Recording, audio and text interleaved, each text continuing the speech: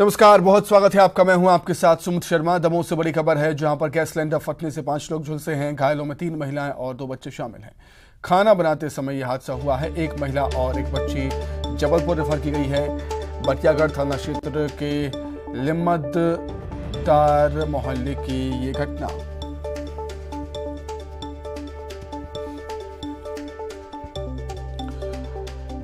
बड़ी खबर दमोह से आपको बता रहे हैं, जहां पर गैस सिलेंडर फटने से 5 लोग झुलस गए हैं बुरी तरीके से, और इनमें 2 महिलाएं हैं, 2 बच्चे भी शामिल हैं। खाना बनाते समय ये हादसा हुआ। एक महिला और एक बच्ची जबलपुर रेफर की गई। अधिक जानकारी के लिए हम बातचीत करेंगे। दमोह संवाददाता धर्मेश पांडे हमारे साथ जुड़ गए हैं फोन पर।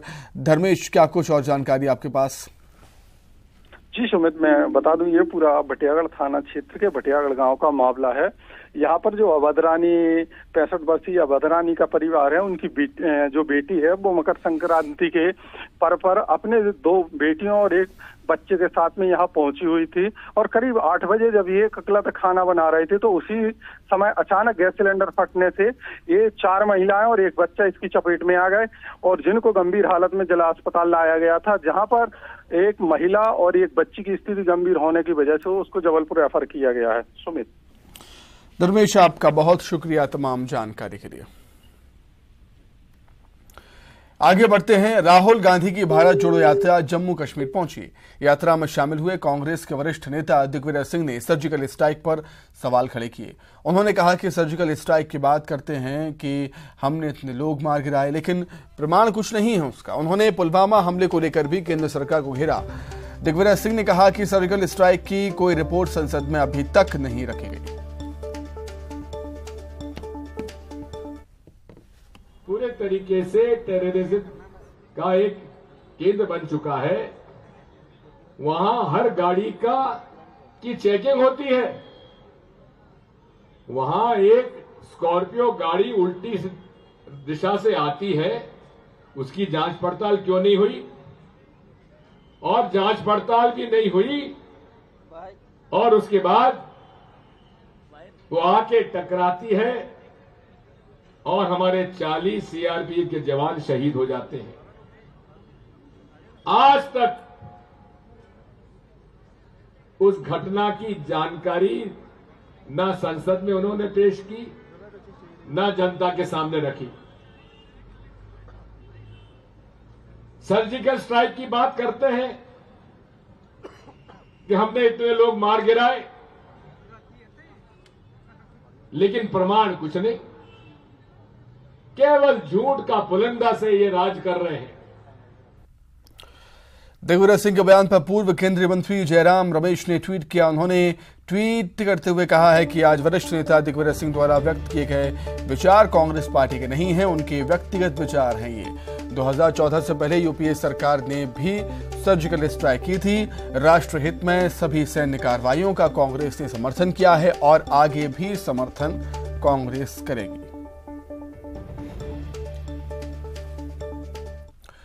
बागेश्वर धाम के पंडित धीरेन्द्र शास्त्री ने छत्तीसगढ़ की राजधानी रायपुर में अपने मंच से बड़ा बयान दिया। कहा कि तुम मेरा साथ दो, मैं तुम्हें हिंदू राष्ट्र दूंगा। रिपोर्ट देखें। कौशल नाम की अर्जी स्वीकार हुई है। नौकरी जो है छूट गई है। मैं स्पेशली उन्होंने सपना देखा। हमने लिखा आपके टोटल 3 प्रश्न हैं। तुम मुझे खून दो, मैं तुम्हें आजादी दूंगा। ये नारा स्वतंत्रता सेनानी नेताजी सुभाष चंद्र बोस ने दिया था।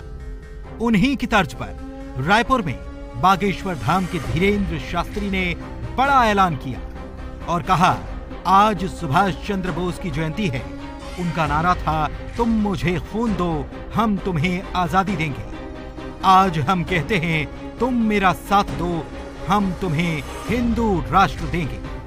आगे धीरेन्द्र शास्त्री ने कहा, ऐसा कोई नहीं जिस पर उंगली न उठी हो, लेकिन वो आज इस व्यासपीठ से शपथ खाकर कहते हैं कि लोग मुझसे चमत्कार पूछते थे। मैं कहता हूं, पूरा भारत एकजुट हो चुका है।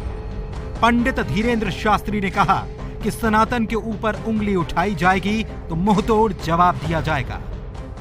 सुभाष चंद्र बोस जी के जन्मोत्सव पर उनका एक नारा था, तुम मुझे खून दो, मैं तुम्हें, लेकिन हमने आज एक नया नारा बनाया है भारत के इतिहास में, तुम मेरा साथ दो हम हिंदू राष्ट्र बनाएंगे। हाँ, तुम हमारा साथ दो हम हिंदू राष्ट्र बनाएंगे। और एक बात हम प्रार्थना करेंगे भारत के लोगों, अब चूड़ियां पहनकर घर में मत बैठो। ये केवल बागेश्वर धाम पर उंगली उठाने की बात नहीं, प्रत्येक सनातनी पर उंगली उठाई है, अब बाहर निकल करके बताना ही पड़ेगा। और इस बात को सुनने के बाद अगर नहीं निकले तो हम तुमको बुजदिल मानेंगे, बुजदिल। वहीं कल सीएम भूपेश बघेल ने पंडित धीरेन्द्र कृष्ण शास्त्री के चमत्कार दिखाने के सवाल पर बड़ा बयान दिया था और उन्होंने कहा था कि लोगों को सिद्धियां मिलती हैं। रामकृष्ण परमहंस और भगवान बुद्ध इसके उदाहरण हैं। सिद्धियों से इनकार नहीं किया जा सकता, लेकिन चमत्कार नहीं दिखाना चाहिए। ये जादूगरों का काम है, ये उचित नहीं है। जो साधना क्षेत्र में सिद्धियां प्राप्त कर सकते हैं, लेकिन इसको चमत्कार दिखाना नहीं चाहिए। ये जादूगरों का काम है, इससे समाज में जड़ता आती है,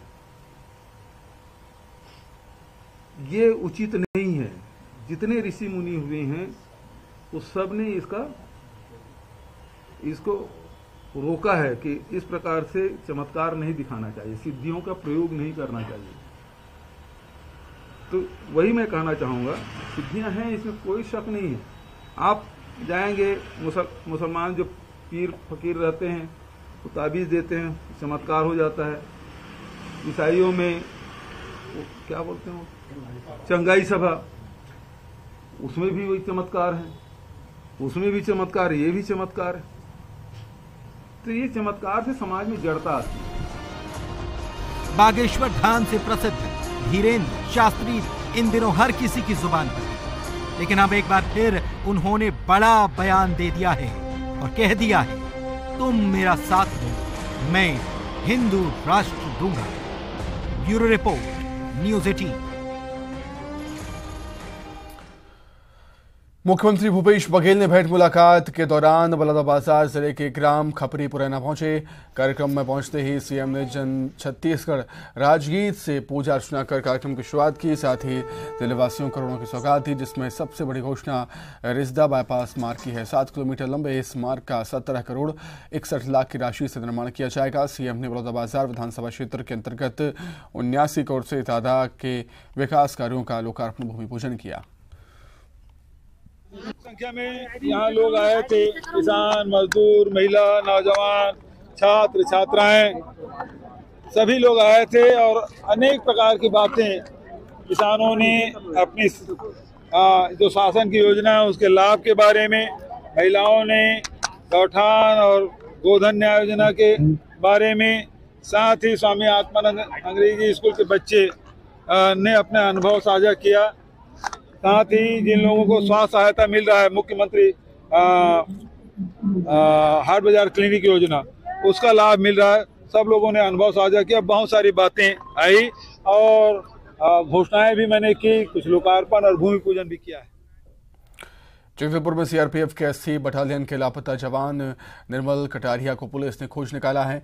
जवान की पत्नी ने पति के लापता होने की रिपोर्ट दर्ज कराई थी। साथ ही बस्तर आईजी और कलेक्टर से पति को वापस लाने की गुहार भी लगाई थी। लापता जवान के मिलने के बाद बड़ा बयान दिया। जवान ने अपनी पत्नी पर टॉर्चर करने का आरोप लगाया। जवान ने बताया कि वो मारपीट से तंग आकर और परेशान होकर घर छोड़कर चला गया था। दूसरी तरफ जवान ने पत्नी से तलाक लेने की बात भी कही है। कटारिया जो कि सीआरपीएफ 80 बटालियन में पदस्थ हैं और वो 3 दिसंबर से लापता हैं। कब से वो ड्यूटी नहीं जा रही थी? वो क्या कारण था? सर उनका तबीयत खराब हो गया था, उनको फीवर था बहुत ज़्यादा।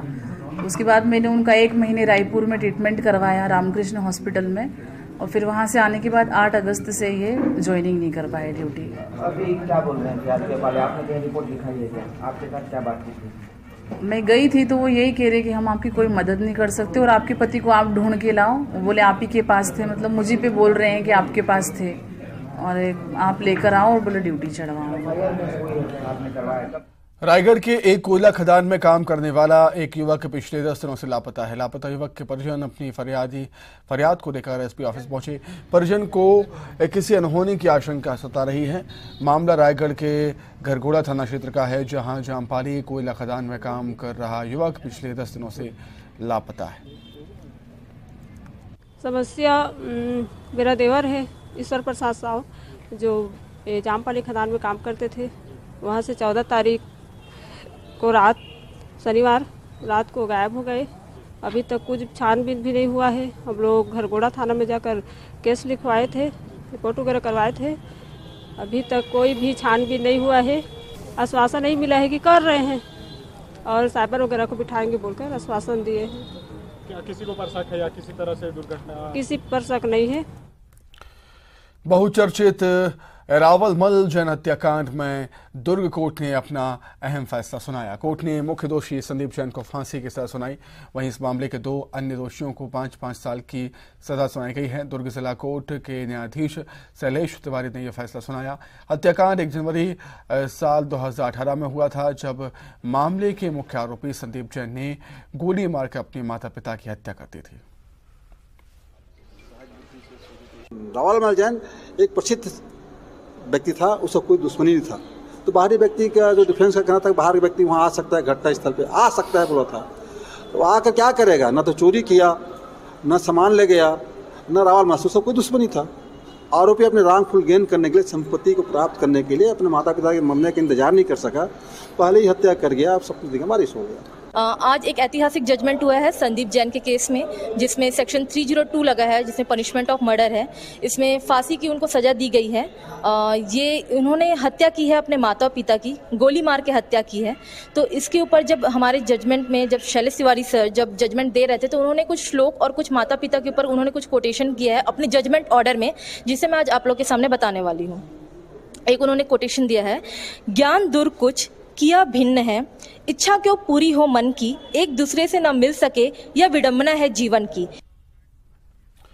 कोरबा में 3 साल पहले 2 युवकों द्वारा एक महिला के साथ किए गए दुष्कर्म के मामले में कोर्ट ने फैसला सुनाया। कोर्ट ने अपने फैसले में दोषी 2 युवकों को आजीवन कारावास की सजा सुनाई है। दरअसल 3 साल पहले एमपी नगर में रहने वाले 31 वर्षीय महिला के साथ 2 युवकों ने मारपीट करते हुए दुष्कर्म किया था। अपर सत्र न्यायाधीश FTC श्रीमती ज्योति अग्रवाल के द्वारा अभियुक्त के विरुद्ध अपराध पाए जाने पर धारा 394 के तहत 10 साल का नहीं आजीवन कारावास तथा 2000 जुर्माना और 458 जो रात्रि में जो किसी के घर में अवैध रूप से अनैतिक तरीके से घुस जाने के अपराध में 10 वर्ष की कारावास और 1000 रुपये अर्थदंड। धारा 376 के तहत काशिप आजीवन कारावास एवं 2000 रुपये का अर्थदंड। कोरबा के खमरिया में एक युवक ने जमकर उत्पात मचाया। युवक ने अपनी स्कॉर्पियो से 2 बाइक, एक कार और एक मकान को टक्कर मारी है और फिर उसमें आग लगाकर फरार हो गया। आप तस्वीरों में देख सकते हैं कि किस तरह आग लगने से मकान, गाड़ी दोनों जलकर खाक हो गए। हालांकि युवक ने ऐसा क्यों किया इसका अभी तक पता नहीं चल पाया है, जिसके बाद ग्रामीण ने इसकी सूचना पुलिस को दी। मौके पर पहुंची पुलिस ने जांच शुरू कर दी।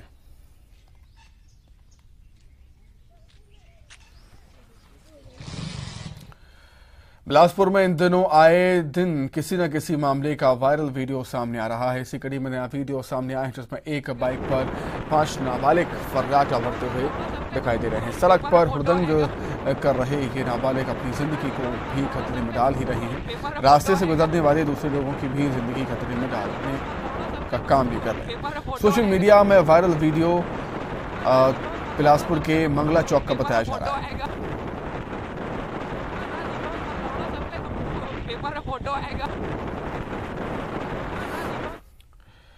हिमाचल प्रदेश के पर्यटन नगरी मनाली में बीते दिनों हुई ताज़ा बर्फबारी के बाद बेशक यहां मौसम सुहावना हो गया है, किंतु परेशानियां अभी भी बरकरार हैं। तापमान में गिरावट है, माइनस में तापमान पहुंच चुका है। इससे जनजीवन प्रभावित है, लेकिन यहाँ घूमने आए सैलानी बर्फबारी का आनंद ले रहे हैं और सेब के किसान भी काफी खुश हैं।